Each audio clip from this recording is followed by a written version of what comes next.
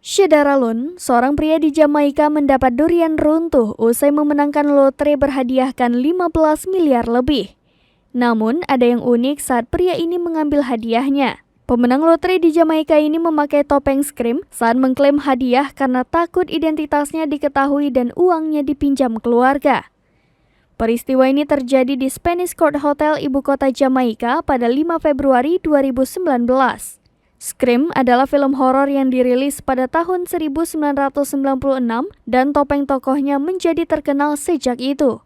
Pemenang yang hanya disebut bernama E. Campbell itu juga mengenakan sarung tangan, sehingga tidak ada sedikit pun kulit terlihat yang bisa diidentifikasi menurut laporan media lokal Loop. Campbell diumumkan sebagai pemenang oleh Supreme Ventures yang menjalankan lotre. Ia seharusnya mengklaim hadiah 158,4 juta dolar Jamaika atau setara 15,6 miliar rupiah dalam waktu 90 hari dan ia kemudian mengambilnya pada hari ke-54. Campbell mengatakan dia berencana menggunakan uang itu untuk membeli rumah baru. Kemudian soal alasan mengenakan topeng skrim, ia beralasan untuk menutupi identitasnya agar tidak ada orang yang datang untuk meminjam uangnya.